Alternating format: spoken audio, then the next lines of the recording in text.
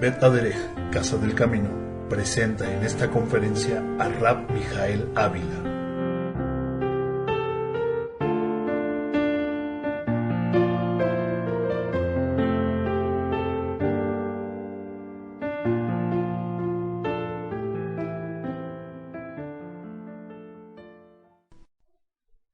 Shabbat Shalom. Es un gusto poder nuevamente verlos, amados, que el Eterno nos da vida para poder seguir viendo a tantos Ajim de la Keilah.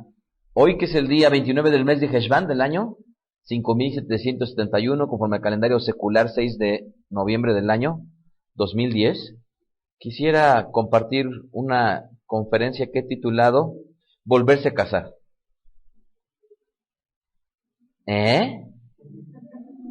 Volverse a casar.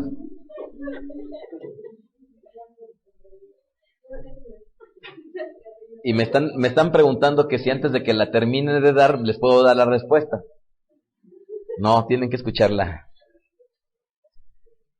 Nosotros, a lo largo de esta perashá, denominada en esta semana, que se denomina Toldot, o vendrían a ser las generaciones, ¿verdad? Nos habla de un personaje conocido por todos nosotros de nombre Abraham, y desde luego sus generaciones que seguirían, en el caso de Yitzhak, ¿verdad? De Jacob, ¿de quién más? De Esab. En esta perashá, en esta semana yo ponía un tweet que es interesante, creo yo, reflexionarlo, y que decía más o menos así, que la Torá no refleja la perfección de la divinidad, sino refleja la debilidad humana. Otra vez, la Torá no refleja la perfección de la divinidad, sino refleja la debilidad humana. Ahora, ustedes me pudieran decir, pero pues es que así es como conocemos al Eterno, ¿sí? Sin embargo, la forma en cómo se manifiesta el Eterno, Akadosh Baruj Hu, a través de la Torá, amados, es de una manera bastante reducida. ¿Ustedes creen que el Eterno sea así como nosotros lo podemos comprender? Es imposible. Él es mucho más allá de lo que la misma Torá es, y en todo su poderío, en todas sus fuerzas, en toda su manifestación, desde luego que la Torá lo refleja para un sentido humano netamente, del cual un solo libro no pudiera contener todo lo que él es. ¿Estamos de acuerdo? De tal manera que al demostrar más que otra cosa la debilidad humana, debemos de considerar justamente a un personaje conocido por todos de nombre Abraham Avinu, ¿verdad? En la semana pasada nosotros veíamos que Sara había partido, ¿verdad? ¿A los cuántos años murió Sara? 127 años. Yo creería que la edad promedio alrededor de la que vivían Abraham Avinu, creo yo que andaría alrededor de 150 años por todos los personajes que mencionan las Sagradas Escrituras. No sé, en el caso de Abraham Avinu, ¿a los cuántos años murió? No. Voy a decir tibio para no decir no. 175 años exactamente. Y obviamente Abraham Avinu muere longevo, ¿verdad? Muere longevo. Sará murió muchos años antes, 46 años antes de lo que hubiera muerto Abraham Avinu.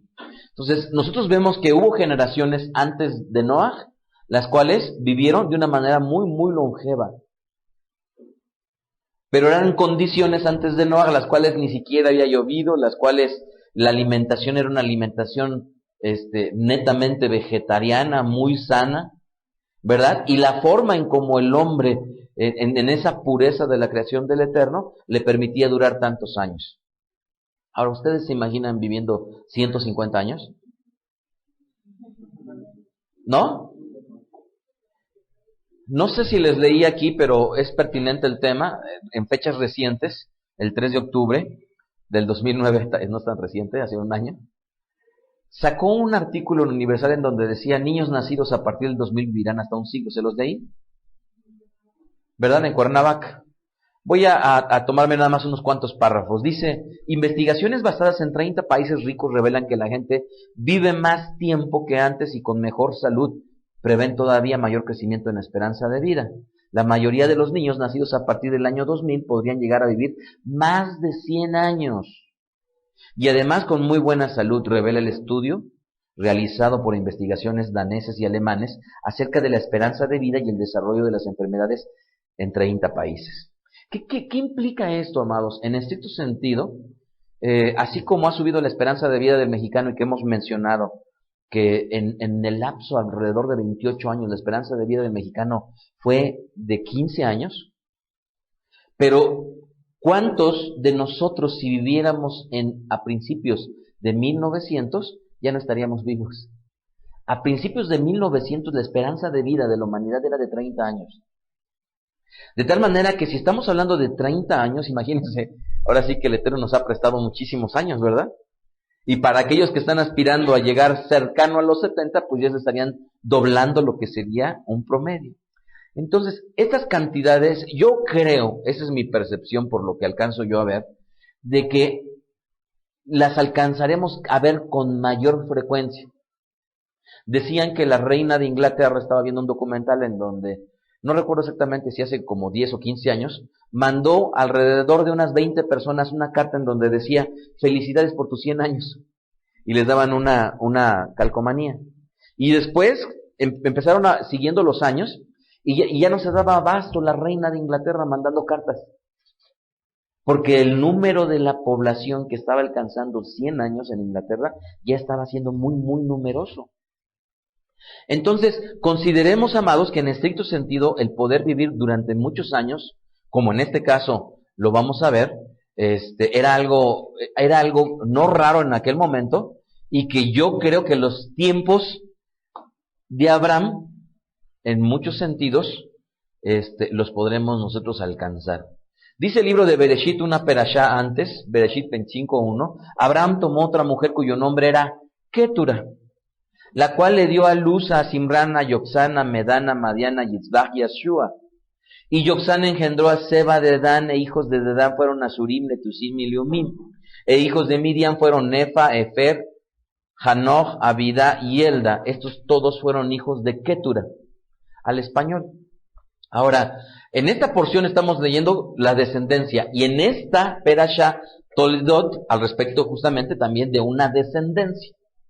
Ahora, si nosotros consideramos a la vida de Abraham Avinu, a la vida de Abraham Avinu lo que le sobrevino fueron varios aspectos que vale la pena tal vez destacar. Su primera esposa vivió hasta los 127 años. Hasta los 127 años. Y después de ahí, él tuvo la oportunidad de volverse a casar con una mujer que al español se lee como Setura, pero que en el hebreo es Ketura.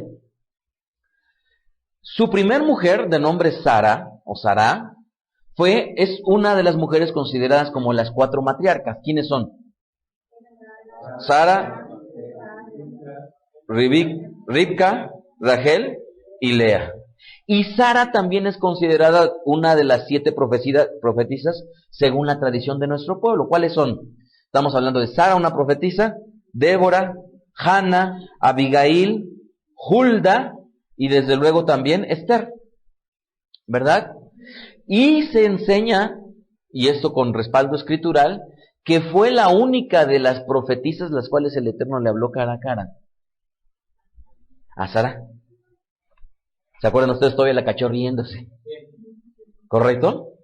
Ahora, se enseña en la tradición que el rey Shelomo, cuando compone el Eshet Jael, él está componiendo el Eshet Jael pensando en los atributos que tendría Sará, que en estricto sentido la forma de pronunciarlo sería no Sara, sino Sará, igual que no es Ribka, sino Ribka. Entonces, y tomó obviamente un poema desde la Aleph hasta la Taf para escribir el Eshet Jael, el mujer virtuosa, que para aquellos que me estén escuchando en esta conferencia, se refiere justamente a una porción del libro de Mishlech, Proverbios capítulo 31, en donde los esposos semana a semana acostumbramos a recitárselo eso a nuestra esposa, ¿verdad? Como una esperanza de virtud, justamente en todas las mujeres de nuestro pueblo. Y aunque Dice la tradición que Abraham era mayor, se enseña que él parecía joven. Tan es así que dice la tradición que él era confundido con su hijo, propio hijo. Es como me ocurre a mí.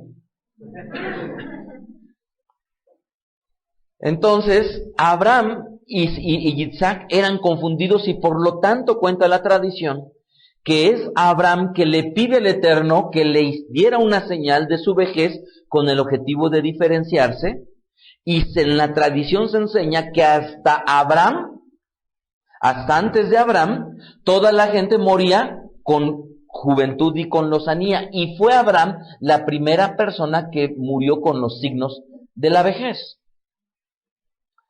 Así que hay detrás de estas características, no nada más el Eterno permite a Abraham enterrar a su mujer. Anoten esto, o sea, yo no sé cuántos de ustedes se hayan puesto a pensar, pero ¿cuántos de nosotros tendremos la bendición de que nos entierren antes? ¿O tendrá la bendición nuestra esposa de enterrarnos? Les voy a decir esto. El promedio de vida de la mujer mexicana ronda alrededor de los 76 años, y en el hombre de los 73. Quiere decir que tan solo por puro promedio, yo viviría 3 años menos que mi esposa. Noten que Abraham tuvo la bendición de ver partir a su amada y no viceversa. O sea, ¿qué les gustaría a nosotros como hombres? Dejar a nuestra mujer sola, a mí no me gustaría. Así es que el día que el Eterno me vaya, me la llevo.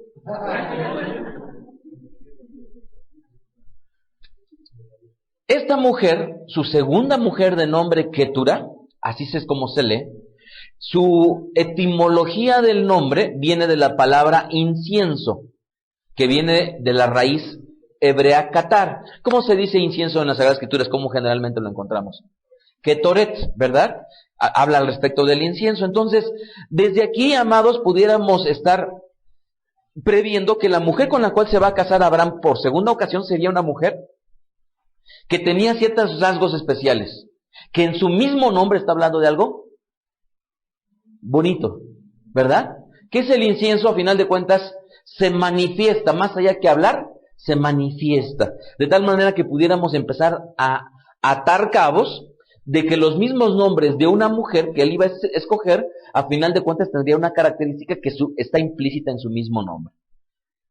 Sin embargo, en las Sagradas Escrituras se registra solamente su nombre en 2 ocasiones, solamente en 2 ocasiones. Y en las 2 habla de ella y su descendencia con Abraham Avinu. ¿Cuántos hijos tuvo con su segunda esposa, Abraham? 6. El nombre Simram, que al español significa músico, él solamente aparece 2 veces. Joxán, o en el hebreo Yoxán, que su traducción es tramposo, aparece 4 veces. Medán, que aparece 2 veces, que significa contención. Midian, que significa lucha, aparece 59 veces. Porque a la postre Midian iba a ser de su descendencia de los más ilustres, porque a final de cuentas se compondría como una de las tribus que a la postre iba a guerrear en contra de nuestro pueblo. Yitzbach, que significa quien libera, que aparece 2 veces, y después Sua, que significa riqueza. Ahora imagínense, yo me voy a casar con mi esposa y al primer hijo le llamamos músico. Todo se oye bien, ¿verdad? Pareciera como que sigue la fiesta después de la luna de miel.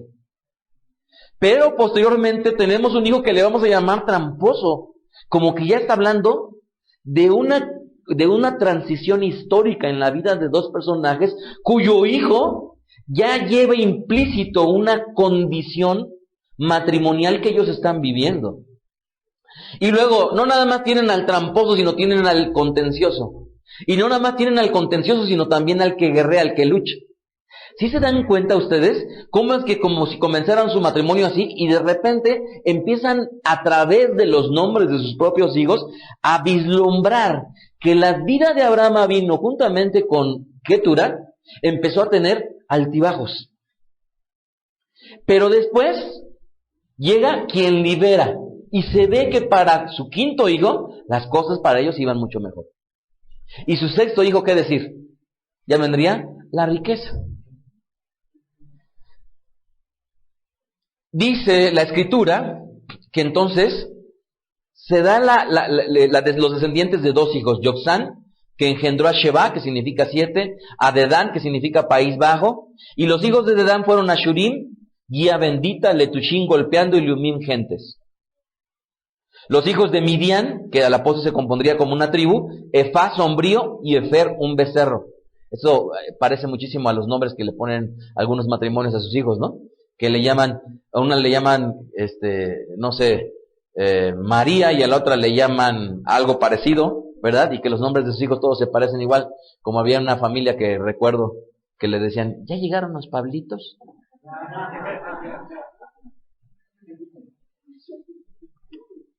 Entonces, aparece en esta perashá, en la perashá anterior del libro de Bereshit, y también aparece en Primera de Crónicas 1:31. Lo voy a leer textualmente. Y Ketura, concubina de Abraham, dio a luz a Simrán, Yoksán, Medán, Midian, Yitzbach. Y Shua, y los hijos de Yoksán, Seba y Dedán, y los hijos de Midian, Efar, Efer, Hanoch, Abida y Elda. Todos esos fueron hijos de Ketura. ¿Qué quiere decir esto? Que para su segundo matrimonio iba a tener 6 hijos. Enseña la tradición de nuestro pueblo que lo que nos demuestra este episodio es que un hombre siempre debe, no obstante le llegue su vejez, seguir teniendo hijos. ¿Y por qué enseña esto la tradición? Porque en la tradición se dice que si un hijo tal vez no te salió bueno, a lo mejor el siguiente sí, y el siguiente tal vez. Y siempre se tiene la esperanza de engendrar una generación que pueda ser mejor que la que se tuvo. Lo mismo ocurre en el caso de los talmidim. Dice que uno tiene que enseñar en la juventud para tener talmidim, tanto como enseña en la tradición que uno en la vejez tiene que seguir enseñando en la vejez. Y la razón es ¿por qué? Porque no se sabe cuándo alguno de los talmidim, si de la vejez o de la juventud, pudieran mejorar justamente lo que sería esta descendencia o genealogía en su caso, o en su oportunidad esa escuela rabínica.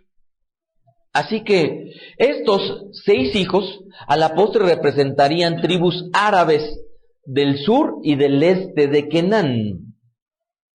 Pero en la segunda mención del libro de Primera de Crónicas 1:31 dice que Ketura era concubina. Allí en Cuernavaca levantaron la mano y preguntaron que qué era eso de concubina, ¿verdad?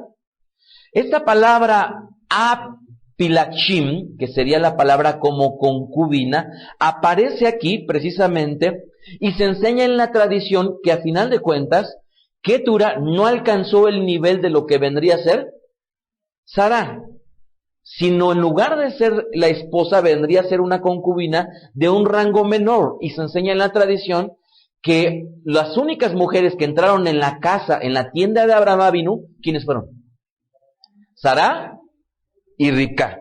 Y de ahí en fuera no hubo mujer que entrara en las tiendas. Esto es lo que enseña la tradición. Ahora, hay cosas bien interesantes que en la tradición y concretamente en el Midrash, para todos aquellos que no estén tan familiarizados con lo que es el Midrash, al español nos llegan unos libros que dicen el Midrash dice. La versión para niños, si no mal recuerdo, se llama el pequeño Midrash. Es así, ¿verdad? Sí. Sin embargo, en realidad estos son compendios a su vez de diversos Midrashim. ¿Qué es la palabra Midrash? Rabari me auxilió a darme la parte etimológica de la palabra Midrash, en donde la palabra mi significa de o desde. Y la segunda palabra que contiene el significado de Midrash es la palabra drash, que significa estudio. ¿Esto qué quiere decir? Que es desde el estudio, implicando el carácter exegético que tiene el propio Midrash para efecto de poder dar explicaciones a partir de lo que está en la Torah en un sentido netamente metafórico. De tal manera que a lo largo de la tradición de nuestro pueblo hay varios Midrashim. Uno de los más importantes en los que frecuentemente uno se encuentra es conocido como el Midrash Rabbah, ¿verdad? Pero obviamente no son los únicos, y les voy a dejar el detalle para que después lo conozcan a través de Rabbi Ari. Pero por ejemplo hay el Midrash de Coelet, el Midrash de Esther, el Midrash de Tanjumá, que dicho sea de paso, cuando escuchen la palabra Tanjuma, es interesante porque este Midrash trae muchas alusiones a lo que serían la era mesiánica. También viene el Midrash de Shemuel, de Teilim, de Mishle, el Seder Olam Rabá, el Yalkut Yimoni, el Midrash Rabá, ¿verdad? Que contiene a su vez varios porciones de Bereshit Rabá, de Shemor Rabá, Vaikra Rabá, Bamidbar Rabá, Shira Shirim Rabá, Ruth Rabá, Ejar Rabá, en fin. Hay varios escritos en nuestro pueblo que a final de cuentas lo que son metáforas de porciones de las Sagradas Escrituras. Pero es interesante considerarlo por una razón, porque en la tradición de nuestro pueblo se enseña, según el Midrash Bereshit Rabá 61:4, que los 6 hijos de Abraham Avinu fueron idólatras. Y de hecho enseña la tradición que, por ejemplo, el nombre de Simram, cuya etimología nada más es músico, en la tradición dicen que significaba, ¿cómo se llama? Cantante de ídolos. Eso es lo que enseña la tradición, pero etimológicamente solamente podemos decir que su etimología solamente es músico. O Yashkan, que en la tradición dicen que era baterista de ídolos, aunque obviamente su significado del nombre de Yishbach significa quien libera. ¿Sí se dan cuenta? O sea, etimológicamente tienen un significado y que en la tradición aluden a otro. Ahora, según la tradición entonces, sería el mismísimo Eterno, Akadosh Baruj Hu, que determinaría que una de las descendencia de Abraham serían idólatras. Y que entonces sería el mismo Akadosh Baruj Hu que escogería a Ketura para que la descendencia de Ketura toda fuera idólatra. Pero es muy interesante porque también en la tradición de nuestro pueblo se enseña que cuando venga la era mesiánica, los que sirvan al Kalal Israel van a ser justamente los descendientes de estos 6 personas. Fíjense nomás, cómo por un lado pueden decir que los 6 eran idólatras y por otro lado dice que serán los que sirven. Recientemente, no sé si ustedes se enteraron, pero uno de los más grandes rabinos de Israel determinó qué iban a hacer los gentiles cuando llegara Mashiach. ¿Y qué creen que va a hacer? Los gentiles van a servir al Kalal Israel según este rabino. Entonces ya tienen a 2. Los gentiles según un rabino contemporáneo y los 6 hijos de Abraham y de Ketura. Sin embargo, yo ahí es cuando comienzo yo a tener conflicto. En mi vida de servicio al Eterno, cuando generalmente la familia excede de 2 hijos, 2, 3, 4, 5, 6, sobre todo cuando vienen 7, 8, 9 hijos. Allí en Cuernavaca, ¿cuántos hijos llegamos? A una mujer que tenía 12, ¿no? Shoshanita. 12, ¿verdad, Rab? ¿9? Generalmente cuando una familia tiene varios hijos, yo me he dado cuenta que es muy normal encontrarse que uno de los hijos es un malvado. Y yo no sé si a ustedes les ocurra, pero 3 hermanos, 4 hermanos, y ya saben que con uno van a tener problemas. Y ya saben que uno nunca va a estar de acuerdo con las cosas. Y ya saben que uno, y yo estoy hablando de conflictos con los hermanos, sobre todo cuando se casan. Ojo, cuando voy a hablar de los hermanos, no voy a hablar de cuando están sobre el sometimiento de los padres, sino estoy hablando cuando ya están fuera del sometimiento a los padres, y es de general que yo encuentre en medio de la familia a una hija que se siente no amada por la madre. Pero a su vez, esa que se siente no amada por la madre, a final de cuentas, es una canija con ella. Y entonces, eso me recuerda un dicho que les he dicho en otras ocasiones, pero que lo aprendí de mi madre, que dice: los maridos y los hijos, por sus hechos son queridos. Y aunque, y no he compartido esta conferencia, al respecto de la igualdad del amor hacia los hijos, porque yo creo que ese tendría que ser nuestro papel como padres. Cuando nuestros hijos están con nosotros, tendríamos que tratar de darles una igualdad. Ojo, la igualdad es en justicia, es en Torah. ¿Qué quiere decir? ¿Que a todos les vamos a comprar PSP? No. Que al que esté mayor tal vez le va a tocar unos tenis de determinada marca y al menor tal vez de otra. No sé si me explico. La justicia es darle a cada quien lo que le corresponde y no a darles a todos por igual. ¿Correcto? Entonces creo yo que como padre tendremos que hacer justicia con nuestros hijos, ¿verdad? Y entonces comprarle a uno lo que le corresponde y a otro lo que le corresponde. Pero hacer distinción, como también está registrado en las Sagradas Escrituras, que hubo padres y madres que hicieron distinción, esto creería yo que sería un tema de una conferencia. ¿Están ustedes de acuerdo? Y ya tengo gran parte de toda esa enseñanza ya plasmada para en un futuro poder darla. Pero cuando los hijos se van de la casa, amados, creo yo que el dicho que les he comentado con anterioridad es muy, muy cierto. Y no me van a dejar mentir todos aquellos que tienen hijos ya mayores, cuando a final de cuentas con las hijas o con los hijos hay una relación que se establece a partir de los hechos de uno y de otro. ¿Están ustedes de acuerdo? Así es que es muy probable, amados, que cuando sus hijos crezcan, es muy normal encontrar a través de mi madre, tengo la posibilidad de escuchar de muchas historias de mujeres de la tercera edad. Y es lamentable, es triste, cuando se acercan con ella y le dicen, es que tú tienes buenos hijos. Mis hijos no son buenos. ¿Y por qué no son buenos? Porque generalmente son 4 ya casados y de 4 solamente 1 auxilia económicamente a su madre y 3 ya no. Entonces, es ahí en donde comienza mi conflicto. ¿Por qué? Porque Abraham Avinu era un personaje que definitivamente era un hombre fuera de serie. ¿Están ustedes de acuerdo? Era un hombre que rompió una barrera. Y que cuando se rompen barreras, son personas que a final de cuentas están subiendo en un escalafón de conocimiento y de sabiduría diferente. Y para que no quedemos tan lejos, todos aquellos que han roto la barrera de decir, mi padre y mi madre me heredó esta religión y ahora yo voy por otra, están haciendo un parteaguas en su vida. Están completamente cambiando las barreras en medio de su entorno, como lo hizo Abraham Avinu. Abraham Avinu entonces era un personaje que todos sabemos era un hombre ilustre, un hombre pensante, era un hombre filósofo. Pero no nada más eso. Yo me resisto a pensar que llegando a los 140 años, habiendo ya pasado el Berit Ben Abetarim, el pacto entre las partes, habiendo conocido a Hashem como lo conoció, un hombre con esa sabiduría hubiera tenido a 6 hijos idólatras. ¿Y por qué me resisto a creerlo? Porque no hay ningún argumento escritural que esto ocurra.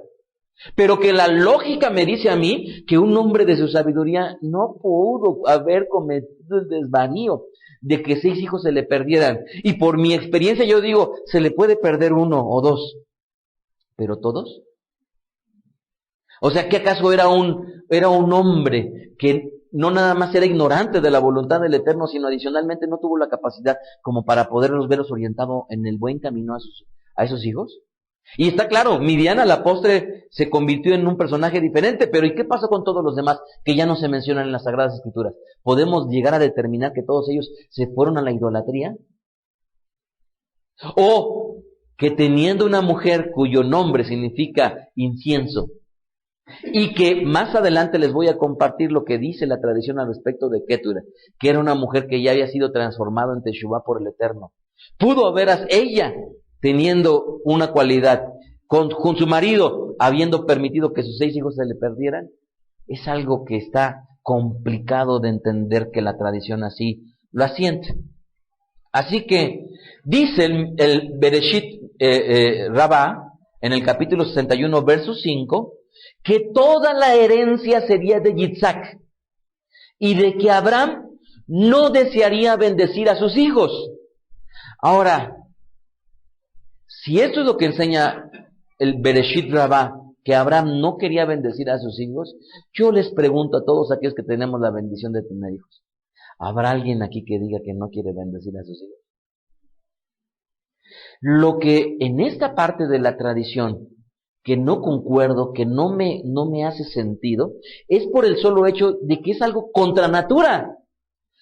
Nosotros como padres, y alguna vez yo me jalé a mi hijo ya que estaba creciendo, y le dije, mira hijo, porque llega un momento en el cual es normal que nuestros hijos crezcan y empecemos a tener conflictos y conflictos y conflictos y conflictos.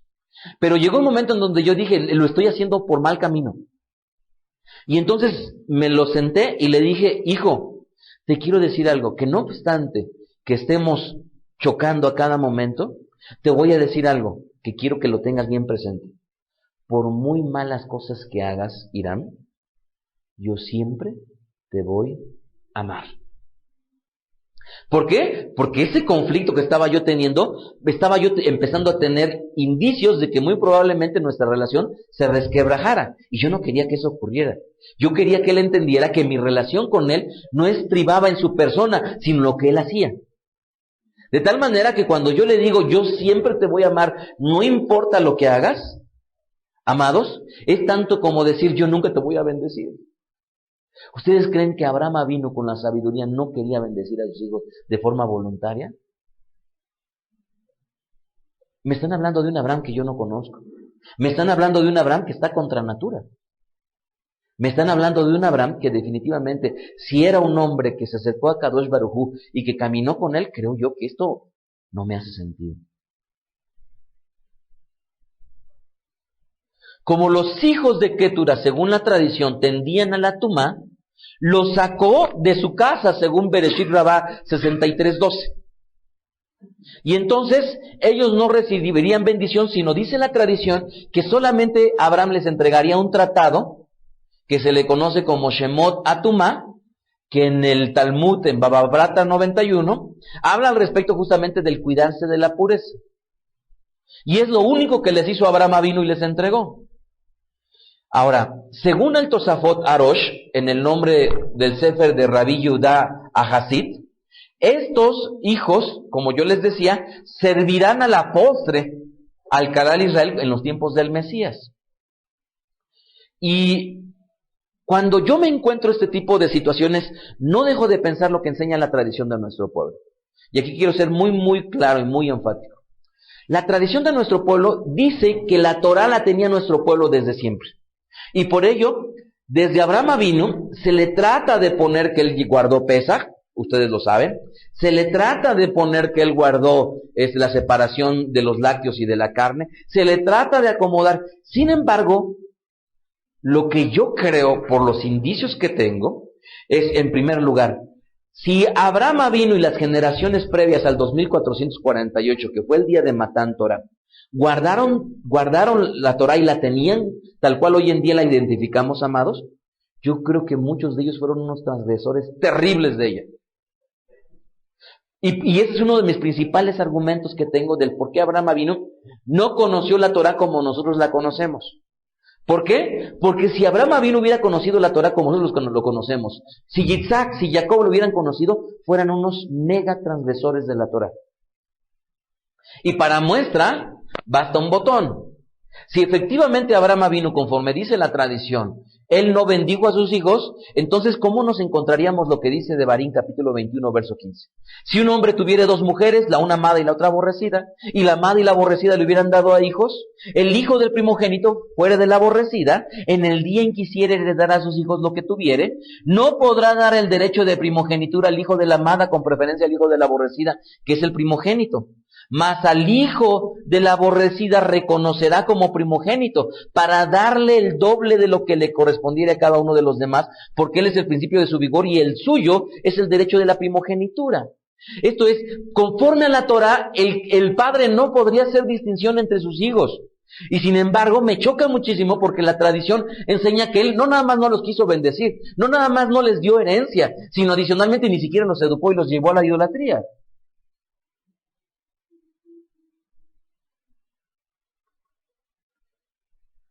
La tradición de nuestro pueblo enseña que la mujer de nombre Ketura en realidad era Agar.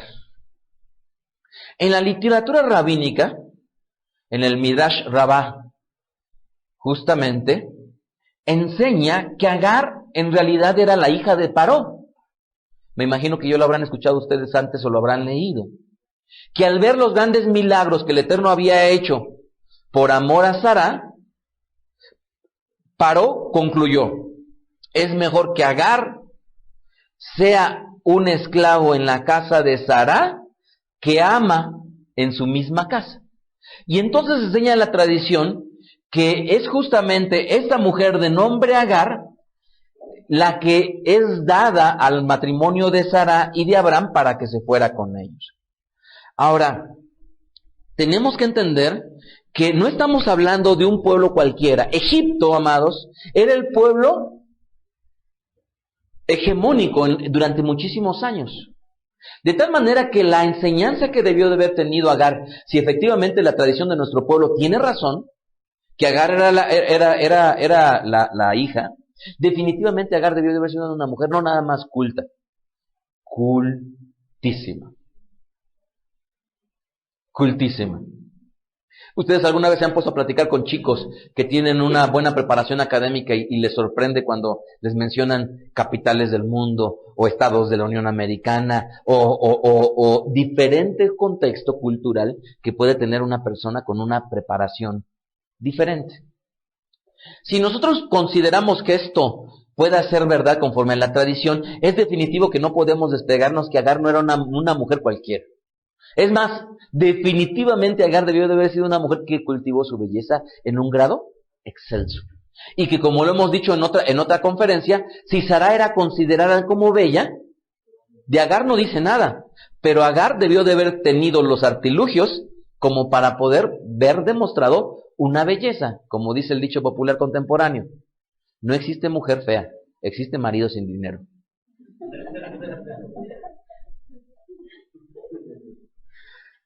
Y entonces, definitivamente, Agar, al ver conocido la forma en cómo se pintaban en Egipto y demás, debió de haber sido una mujer que demostró no nada más su belleza a través de su preparación, sino también en una forma estética. Cuenta la tradición de nuestro pueblo que es Sara la que le da que se case a Abraham. En nuestra Biblia no aparece que Abraham se casó, pero sí enseña en la tradición que Abraham se casó en segundas nupcias con Agar. Y por lo tanto, dice la tradición de nuestro pueblo que Agar se presenta con un alto grado de piedad. Y que definitivamente Agar demostró, dice la tradición de nuestro pueblo, un grado de elevación tal que cuando ella se encontró con un ángel, lejos de espantarse, se condujo de una manera tan natural, a diferencia del contraste que pone la tradición de nuestro pueblo con Manoa, en el libro de Shoftim, que se espantó. De tal manera que se pareciera que la tradición de nuestro pueblo, no nada más da indicios de que Agar era una mujer con cierto grado de preparación, con cierta virtud, sino adicionalmente la misma tradición de nuestro pueblo exalta a Agar y la pone en un terreno en el cual era una mujer que espiritualmente tenía una vida que, dado el contexto de vivir con Abraham Avinu, estaba acostumbrada a relacionarse con ángeles.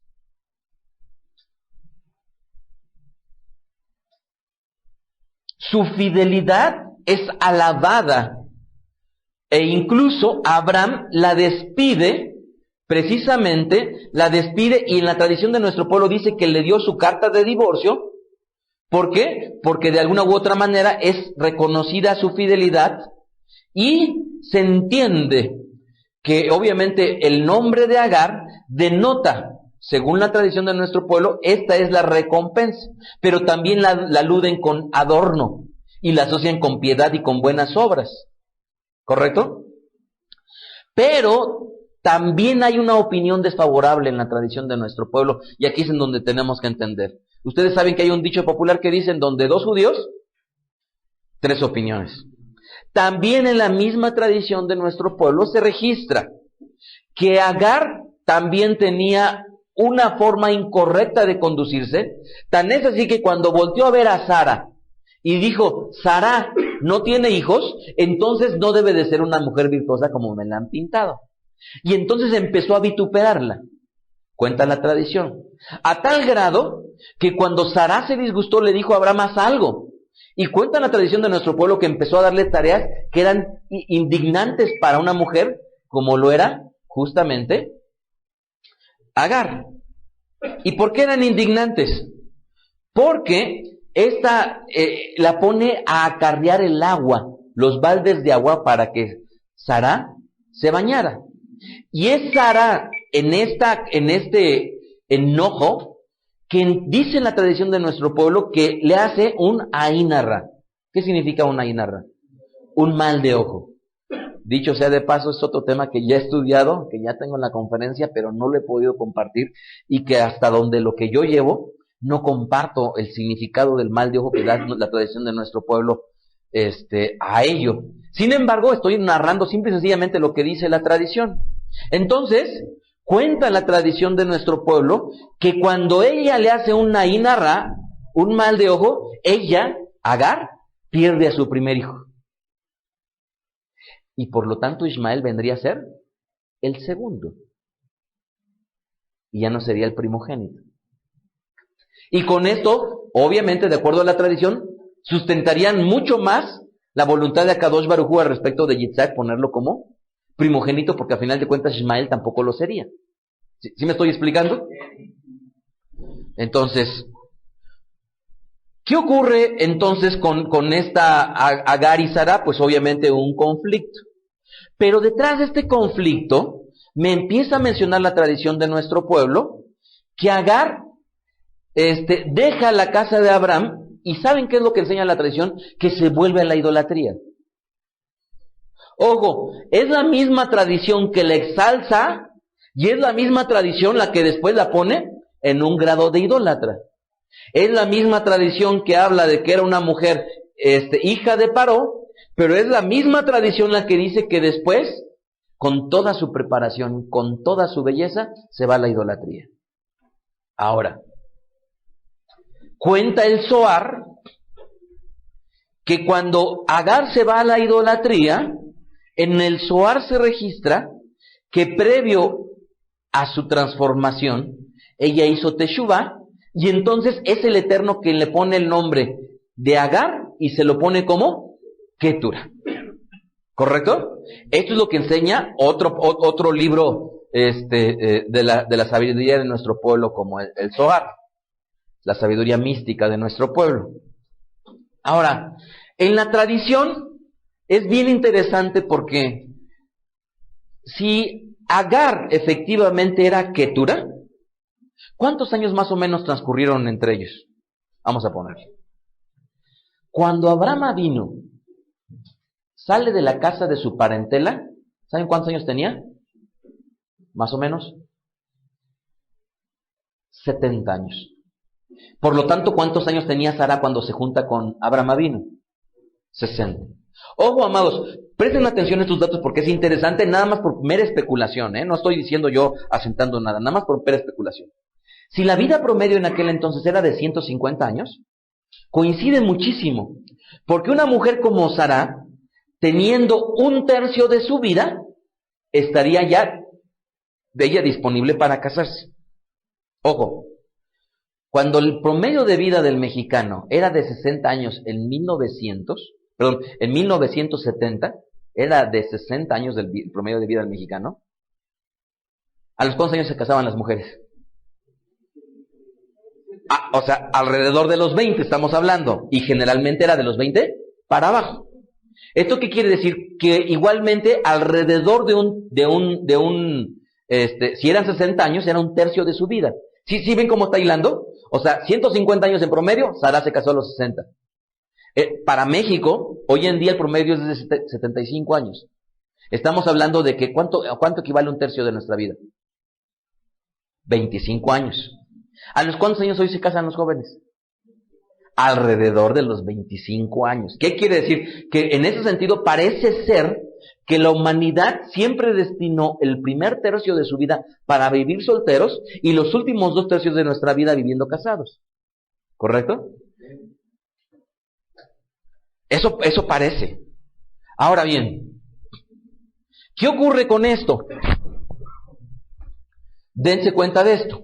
Si efectivamente ella a los 60 años,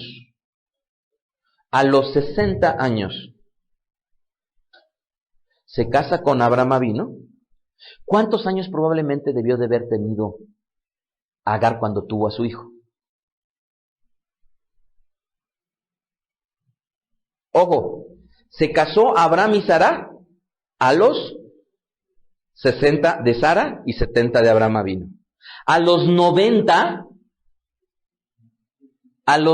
esto es casi al segundo tercio de su vida, que hoy en día, al segundo tercio de la vida, las mujeres dejan su fertilidad. ¿Estamos de acuerdo?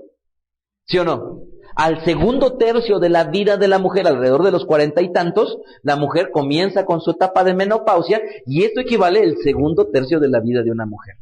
¿Correcto? Así es que Sara, cuando tenía 90 años, ya le había cesado la costumbre de las mujeres. ¿Correcto? Dice la escritura que Yitzhak se casó con Rivka. ¿Cuántos años tendrían? 40. ¿Y a los cuántos años tuvieron a sus hijos? 60. ¿Sí se dan cuenta que coincide? 60 años con los mismos 60 de cuando se casó Sara. Sara se casó y entonces ya podía tener hijos. Van y buscan a Rivka a los 40 años Rivka. El primer tercio de su vida. Pero ella tiene hijos más avanzados a los 60 años. ¿Están ustedes de acuerdo? Ok. Entendiendo esto, ¿cuántos años debió de haber tenido Agar entonces? Agar, cuando se junta con Abraham Avinu tenía 86 años cuando le nace Ismael. ¿Ok? 86 años. Si nosotros pensamos que para ese entonces Agar rondaba los 60, o sea, es coherente, ¿verdad? Quiere decir que Agar era más joven todavía que Sara. ¿Están ustedes, sí me están siguiendo? 86 años de Abraham, 76 de Sara. Pero alrededor de los años cuando tienen sus hijos eran a los 60. ¿Correcto? Quédense con esto en mente. Alrededor de los 60 años, Agar tenía a su hijo con Abraham. Y era más joven que Sara. ¿Ok? Si los estoy perdiendo, amados, consigan esta conferencia. Ahora, dice el Midrash Rabbah, en Bereshit capítulo 61, verso 4, que se infiere el mal camino de Agar a partir de una porción de Bereshit capítulo 21, verso 14. Y dice así, Bereshit 21. No estoy en Ketura, estoy en Agar. Entonces Abraham se levantó muy de mañana y tomó pan y un odre de agua y lo dio a Agar, poniéndolo sobre su hombro. Y le entregó al muchacho y la despidió. Ojo, esa palabra despidió en la tradición sería, le dio su carta de repudio. ¿Cómo se llama? Sefer Kritut. Le da su carta de repudio y dice, y ella salió y anduvo errante por el desierto de Beersheba. Y es ahí en donde la tradición se dice, como dice que anduvo errante, ella se fue a la perdición. ¿Ok? Se fue a la perdición. Pero es curioso. Porque esta mujer que se fue a la perdición, a la postre la volvería a tomar Abraham. Ojo, una mujer que se va a la perdición guapa, con preparación. Una mujer que se fue a la perdición con hijo. Una mujer que se fue a la perdición, y aquí quiero hacer una aclaración. Los árabes tienen una historia al respecto de Agar que bien vale la pena que la lean. Porque estamos hablando de que para los árabes, Agar es nuestra Sara. ¿Ok? Y ojo, y la historia de ambos pueblos es tan antigua. Porque yo puedo decir, ¿qué opinión tienen los cristianos de Sara? Pues qué importa, fueron muchos años después. Pero ¿qué opinión tuvieron los árabes de Agar? Es tan antigua la opinión como la tiene nuestro pueblo. Entonces, dice la tradición que tan pronto ella había llegado al desierto, tuvo una recaída en la idolatría, y que ella murmuró en contra de la providencia del Eterno, y aún así, está registrado que el Eterno le dice, yo multiplicaré tu descendencia. Y ahora tu hijo está muriendo de sed, ¿se acuerdan ustedes? Entonces, el hecho de que ella haya sido seleccionada como una mujer egipcia, ¿verdad? Para haber sido esposa de Abraham Avinu, está interesante. ¿Están de acuerdo? O sea, estamos hablando de una mujer que es egipcia y que tiene una parte en la historia de nuestro pueblo. Ahora, con este contexto voy a llegar a uno de los puntos importantes, que no es el único. Pero la pregunta que yo quiero hacer es, ¿qué Tura? Es decir, si efectivamente estamos en el supuesto de que Ketura es Agar, ¿ella era más virtuosa que Sara? Vuelvo yo otra vez a preguntarlo. ¿Ketura era más virtuosa que Sara? ¿Y por qué pregunto esto? Porque cuando Sara tenía 90 años ya le había dejado la costumbre de las mujeres. Y cuando ella concibe, todos en su alrededor se maravillaron del poder que había tenido el Eterno a bien para con Abraham y con Sara. Contemos esto. Si nosotros a la edad de los 86 años, Agar tenía 60, para los 100 de Abraham, ¿cuántos años le restan? 40. Quiere decir que cuando, Abraham vino, esto es, cuando Abraham vino a los 90, ¿y cuántos años tuvo a su hijo Yitzhak? A los 100 años. Cuando él tenía los hijos Yitzhak, Ismael, ¿cuántos años tenía? 13, ¿verdad? 13. Tenía 13 años y la razón, bueno, más bien, fue un año antes, perdón, sí, exacto. Tenía 14 años, es lo correcto. ¿Por qué? Porque un año antes es el Brit Milá. ¿Correcto? Es correcto. Entonces, a los 99 años, Abraham vino, hace el Brit. Y a los 99 años, Ismael tenía 13 años. ¿Ok? Entonces, quiere decir que para los 100 años de Abraham, y si tratamos de empatar a Ketura, o a Agar, perdón, con ella tenía 60, más 14. ¿Están ustedes de acuerdo? O sea, llegamos con ella a la edad de Abraham 100, y a la edad de ella 74. ¿Están ustedes siguiéndome? Correcto. Ahora, cuenta la escritura, la tradición de nuestro pueblo, que cuando Abraham se casa por segundas nupcias, se casa a la edad de los 140 años. A los 74 años, súmele 40. ¿Cuántos años tienen ahora?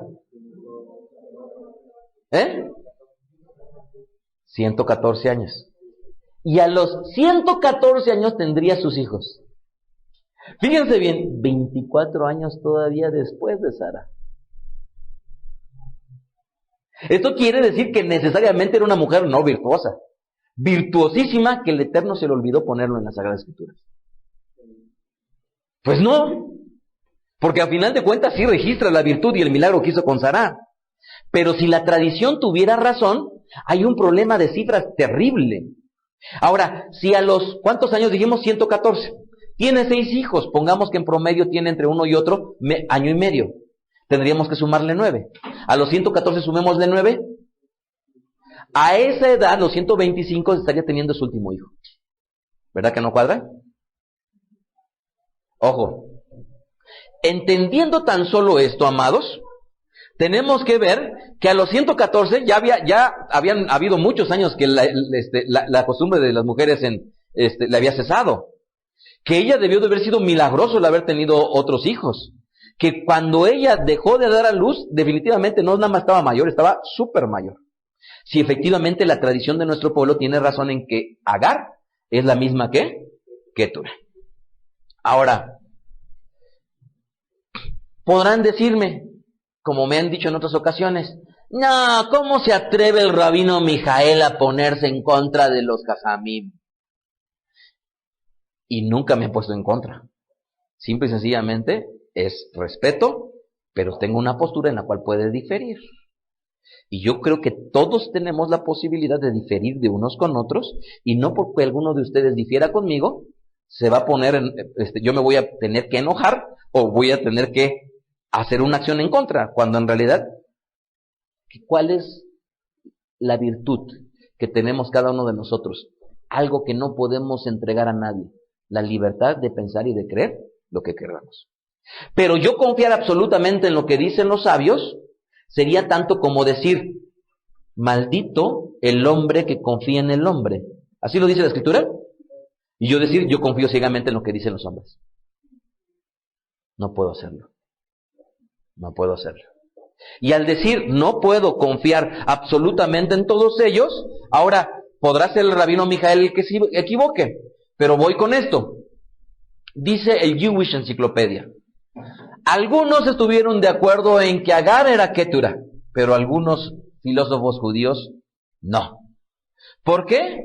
Porque indica que Abraham buscó salir, la buscó al salir después de la muerte de Ketura. Esto se expone en el Midrash Bereshit Rabbah 61:4. Y con el apoyo de Rashi, a ver, Rashi, ¿en qué año lo estamos datando? ¿En cuánto? Rashi. ¿En qué año? Fíjense bien.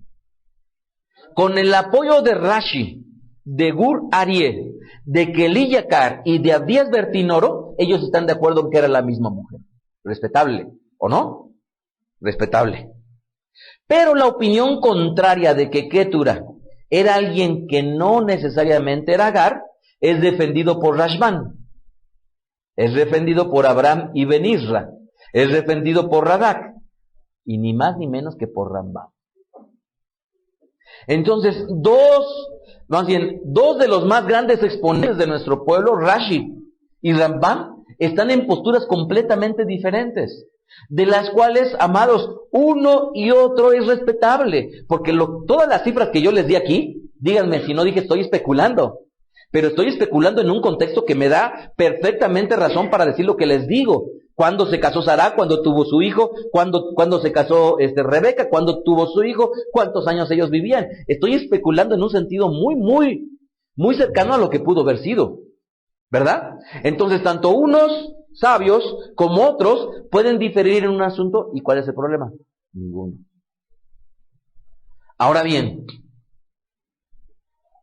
a partir de que sabemos nosotros que la tradición de nuestro pueblo no necesariamente está al 100% en acorde con ello,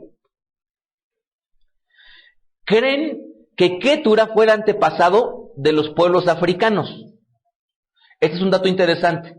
¿Y por qué? Porque muchas costumbres africanas son semejantes a las judías. Y por ello se cree que Ketura fue justamente de los primeros orígenes del pueblo africano. Y es que es increíble, amados, ver a los hindús, verlos a los africanos, ver a los japoneses, cómo tienen de similitudes contra nuestro pueblo. Y no estoy diciendo nada, pero hay cosas que son muy semejantes. Ahora, aquí es en donde ya viene otra gran problemática. Como ya hemos dicho que muy probablemente Ketura no tenía la misma virtud que Sará, ¿estamos de acuerdo? ¿Por qué? Porque pues no hubo un tal milagro, no pudo haber sido. Ahora la pregunta es, ¿pudo haber vuelto a tomar a Abraham a una mujer? ¿Se pudo haber vuelto a casar? Aunque la Torá relata tal cual que tuvo a Ketura, que se juntó con ella, que tuvo hijos, y que Midrash Rabbah 65:14 dice que efectivamente se volvió a casar con Ketura, que era Agar. Dice Bereshit Rabbah 61:4 que Abraham cumplió con la orden de Hashem. Esto es interesante. Dice que Abraham cumple con la orden de Hashem originalmente cuando le da Sefer Kritut. Ojo, aunque dice la Torah que la despidió, en la tradición dicen que eso era la carta de divorcio. Y dicen que le dio la carta de divorcio a mandato expreso de Akadosh Baruj Hu. Y por ello, era el mismo Akadosh Baruj Hu que le dijo, vuélvete a juntar con ella. Pero es aquí en donde comienzan mis conflictos con la tradición. ¿Y por qué los conflictos con la tradición? Porque dice Devarim 24:1, cuando alguno tomare mujer y se casare con ella, si no le hubiera agradado algo, hubiera encontrado cosa indecente, le escribirá carta de divorcio y se la entregará en su mano. Y la despedirá de su casa. Y salida de su casa podrá ir y casarse con otro hombre. Pero si la aborreciera este último, le escribiera carta de divorcio y se la entregara en su mano y la despidiera en su casa, o si hubiera muerto el postrer hombre que la tomó por mujer, no podrá el primer marido que la despidió volverla a tomar como mujer. ¿Sí lo ven? Después de que fue envilecida, porque es abominación delante del Eterno y no has de pervertir la tierra en que el Eterno tu Elohim te da. Entonces, aclaro una cosa. Lo que yo creo, personalmente, es de que los principios de la Torá desde siempre han estado. Pero el Eterno no tuvo necesidad de darle la Torá al grado de detalle que dio en Matán Torá, porque a una familia no le hacía falta conocer la Torá al grado de detalle. Le hacía falta conocer la Torá al grado de detalle que se dio en Matán Torá, porque ya era un pueblo y se tenía que legislar absolutamente todo. Sin embargo, eso no quita que Abraham Avinu los principios de la Torá los traía. Él, Sará y todos aquellos que se secaron con Akadosh Baruj Hu. Cierro el paréntesis. Ahora vuelvo al otro caso. Si nosotros consideramos que efectivamente Abraham, tal cual enseña la tradición, ya estaba guardando lo que la Torá enseña, amados, Abraham no podía volverse vuelto a tomar a la misma mujer. ¿Por qué? Bella, preparada, vuelta a la idolatría, joven, tenía 78 años todavía, mucho tiempo, era la mitad de su vida. Y tal vez estuviera alcanzando dentro de poco ya no poder tener hijos. Estamos hablando de una mujer hoy en día alrededor de 40 y tantos, pero que dice, oye, yo todavía tengo para vivir 35 años más, casi la mitad de mi vida. Así estaba Agar cuando la tradición dice que dejó, cuando la Biblia dice que dejó a Abraham. Entonces yo me pregunto, una mujer guapa, preparada, con toda su vida por delante, o la mitad de su vida por delante, que no se juntó con ningún hombre, que no tuvo ninguna relación, que vuelta en la idolatría no le dio vuelta a la hilacha.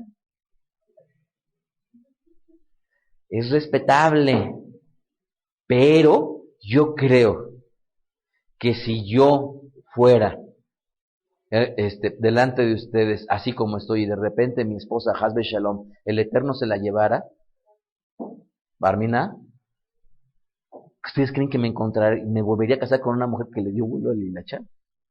¿Ustedes creen que yo lo haría? ¿Cómo pensar que Abraham Avinu se volvió a casar con una mujer que le estuvo dando vuelos a la hilacha durante muchos años? ¿Cómo pensarlo? Digo, a ver, ya me están cambiando el concepto de Abraham Avinu, de un hombre sabio, a ser un hombre común. Un hombre que no educó bien a sus hijos. Un hombre que sus hijos se fueron a la idolatría. Un hombre, ¿se dan cuenta que está siendo un hombre completamente diferente que el que registra las Sagradas Escrituras? Ahora voy a hacer un alto hasta aquí para hacer una demostración antes de concluir con esta conferencia, y en esta demostración creo yo que lo que voy a poder demostrar es una prueba en la cual hay una enorme diferencia entre los libros. Los libros en sí mismos tienen un poder energético, y ese poder energético puede ser demostrable y nos puede dar indicios de cuál es la diferencia entre libros de la tradición contra lo que vendría a ser la santa y bendita Torá. Y para ello le voy a pedir, por favor, ¿quién quiere, un hombre o una mujer? Hasta este momento la prueba que hemos hecho es una prueba que nos da a entrever que entre poner una persona con un humash, como lo he puesto, porque esto es el humash, y este humash nada más tiene la parte en hebreo y en español, ¿verdad? Tanto como poner a un libro de la tradición de nuestro pueblo, marca una importancia el poner un libro de la tradición contra la bendita y santa Torah. Ahora imagínense esto. ¿Cuántas veces nos ha tocado los que hemos tenido el privilegio de levantar y hacer el beso de la Torah? Yo creería que cargar el Sefer de aquí y el cargar el Sefer de Cuernavaca, yo creo que no es para alguien como nosotros. ¿Por qué? Porque tiene tal peso que yo diría, esto es como para que lo cargue Jacob, el de Cuernavaca. Le dicen Shemshon. Porque es tan pesada la Torah que cuando yo, la última vez con quien me sorprendí fue con Rabiar y Jacob. Estábamos en Cuernavaca, comenzando no sé si era en la Perashá Noah, eran las primeras Perashot, y que de repente dije, lo va a cargar Rabari, no quiero verlo. No quiero verlo. Y cuando él agarró y la cargó, yo dije, o sea, humanamente yo, y no voy a salir de la duda alguna vez, a pesarlas con exactitud para deciros, es normal que un hombre, como cualquiera de nosotros, que no hace ejercicio, tal vez Roello, él sí lo hace. Me refiero, pesas y todo eso, ¿será posible que podamos estar cargando algo así? Yo lo veo así como que casi milagroso. Pero la Torah en sí mismo, amados, trae un poder, una fuerza. Hemos enseñado una conferencia que se llama El Beso. Y ahí enseñamos por qué besábamos a la Torah y la comparamos con un acto de respeto, la comparamos con un acto de honra. ¿Están ustedes de acuerdo? ¿Ustedes creen que es cualquier cosa agarrar y ponerle así? Y es valedero que la gente cuando llega por primera vez digan, estos están bien locos, bien idólatras. ¿Cómo besan eso? Porque su contexto religioso así les enseñó. Es válido. Es válido dudar, es válido no estar de acuerdo. Pero cuando uno ya tiene conocimiento, ¿cómo no hacerlo? Cuando yo les decía, amados, llevan la Torah y casi se las ponen a cada uno de ustedes para que se despida, cuando en realidad tendríamos que ser nosotros los que quisiéramos esa bendición.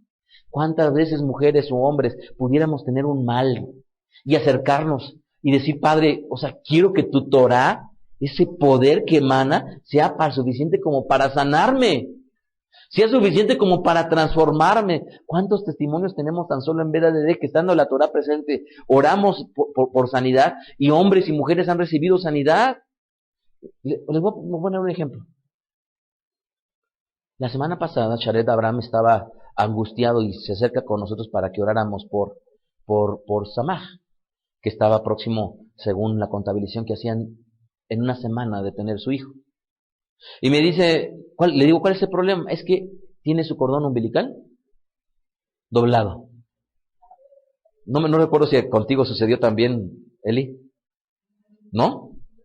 Porque ya en VDD ha sucedido con muchas mujeres que llegan conmigo previo, o con Rabí o con Roé, previo a ¿cómo se llama? A estar próximos al parto, y traen el niño el cordón umbilical. Entonces, estando la Torah presente, antes de que la guardáramos, le dije, espéreme tantito, no la guarden. Entonces nos acercamos, los que estábamos ahí, para bendecirla, para permitir que el Eterno, al igual que hacía con el Ruach HaKodesh, en la vida de Haná, en el Tanaj, o en el Brit Hadashah, con la vida de Elisheva, hiciera el Ruach HaKodesh su poder.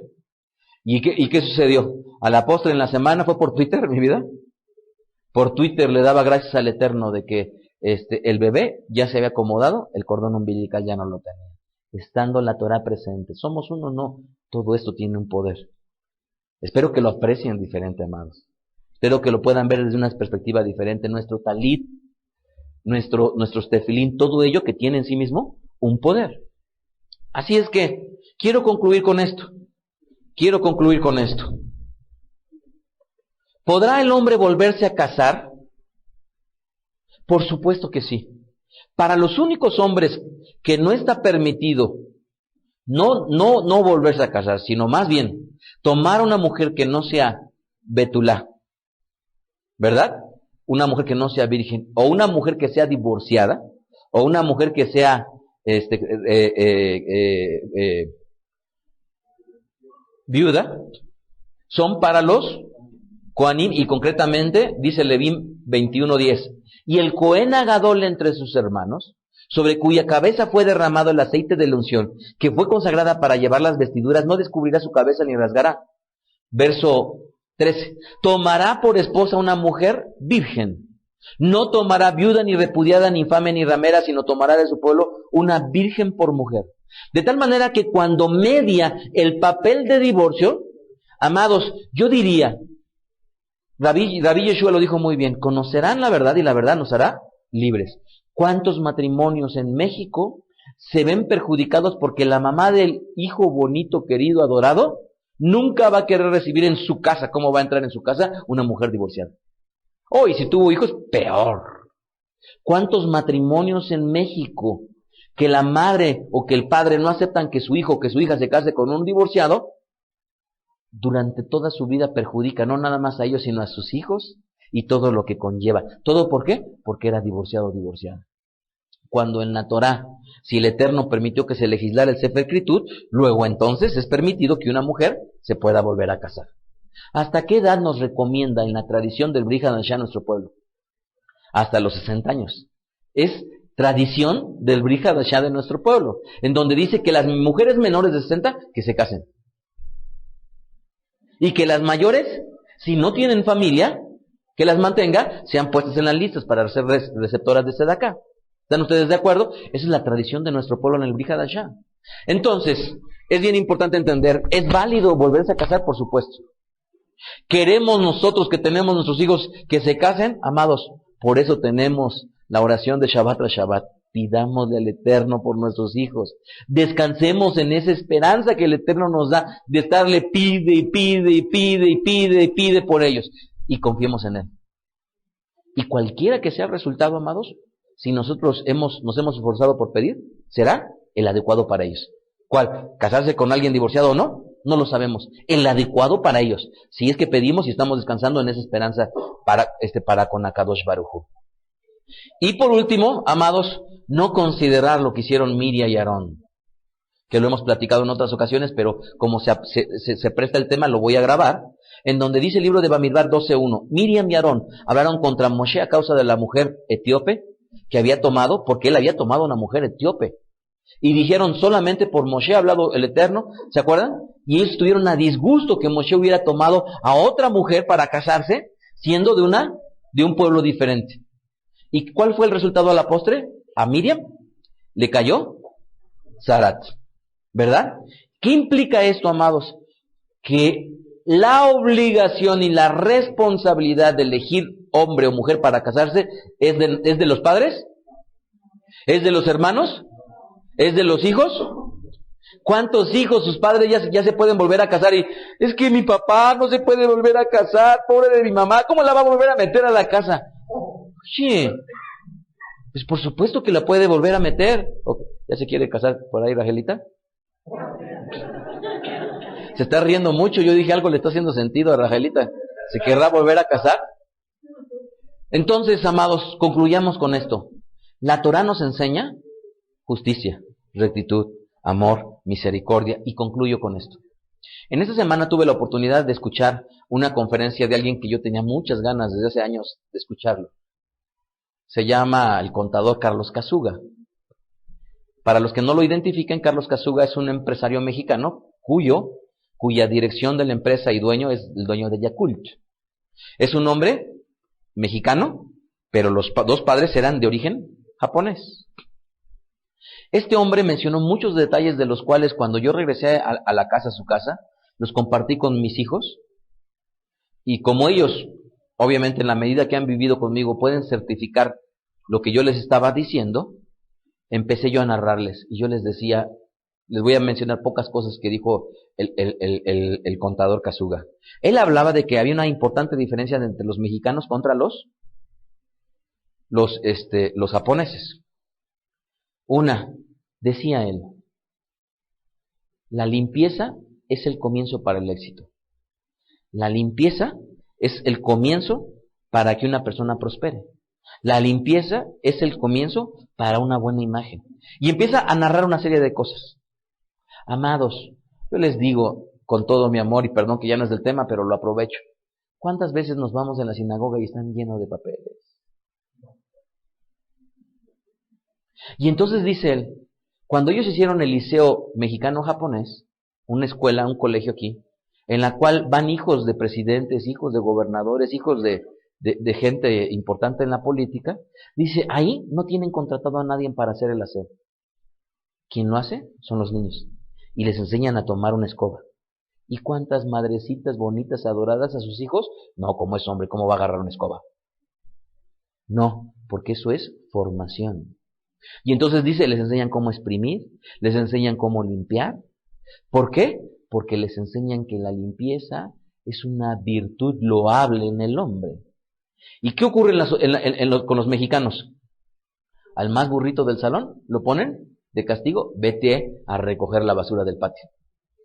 Qué contraste, ¿no?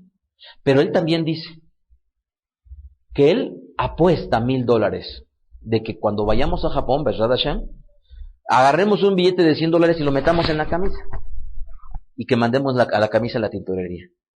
Y él nos promete que si no ocurre lo que él dice, nos va a dar $1,000. ¿Qué? Que cuando lleguemos a la tintorería y recojamos nuestra camisa, van a estar $100 ahí. Y esos $100 ahí, dice que es como consecuencia de que en Japón tienen un principio. ¿Cuál es el principio? Que lo que no es mío, es de alguien. ¿En la Torah no enseña ese principio?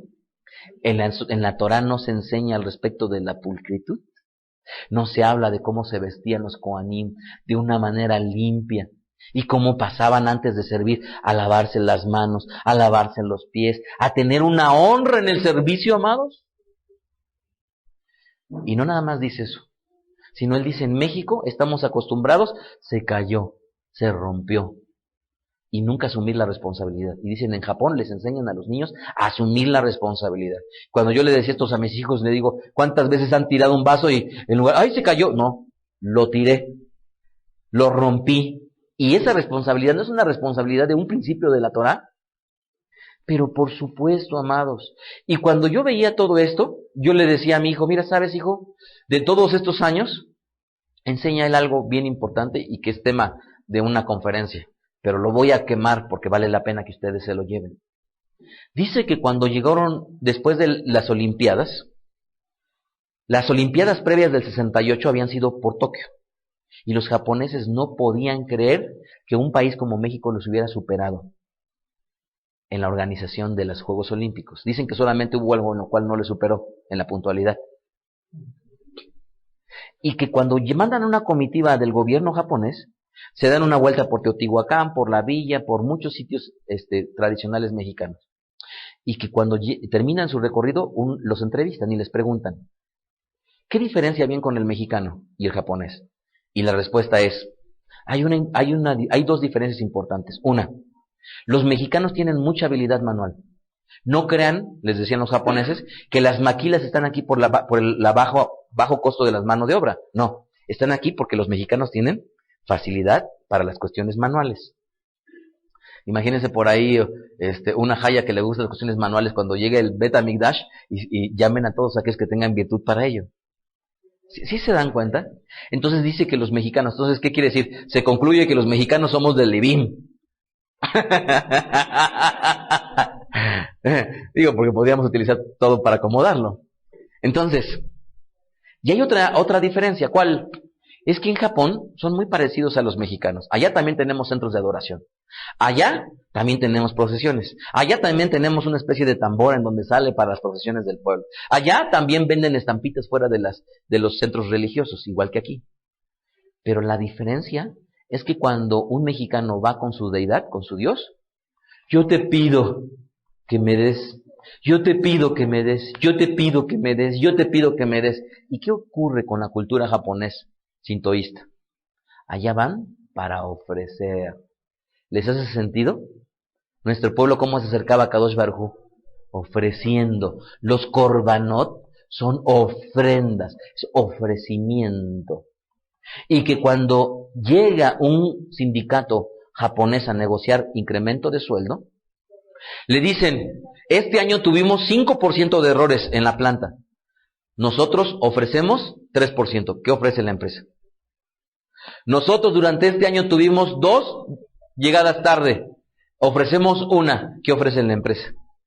Y cuando le explicaba esto a mi hijo, le decía yo, durante todos estos años, cada vez que me he tenido yo que ver con cuestiones de dinero, yo nunca he dicho, quiero. Yo siempre he dicho, te ofrezco. Y le decía a mi hijo, ¿de dónde me ha venido tantas cosas que aprecian ustedes que hago? No por mí, sino porque son principios que yo he hallado en las Sagradas Escrituras. Porque no las pude haber aprendido de otro lugar, sino de la bendita Torah. Y estos principios que yo les he compartido, amados, vayamos y pongámoslo en práctica. Vayamos y acerquémonos al Eterno a ofrecerle. Ahora me voy a levantar temprano para tener un encuentro contigo. Ahora voy a llegar temprano a la sinagoga. Ahora voy a dar mi sedaká. Ahora voy a. Y no vayamos como lo hacen los mexicanos. Una importante diferencia. Desde la sinagoga Vedat Derek se despide el rabino Mijael Ávila deseándoles Jogma Vedat. Escuchaste a Rab Mijael Ávila. Para conocer más de sus conferencias, visita la página betadrej.com. Síguenos en las redes sociales, YouTube, Facebook, Twitter. Búscanos como Mijael Ávila. Si deseas adquirir alguna conferencia o estudio particular, escríbenos al correo mijael@betadrej.com. Shalom Alejem.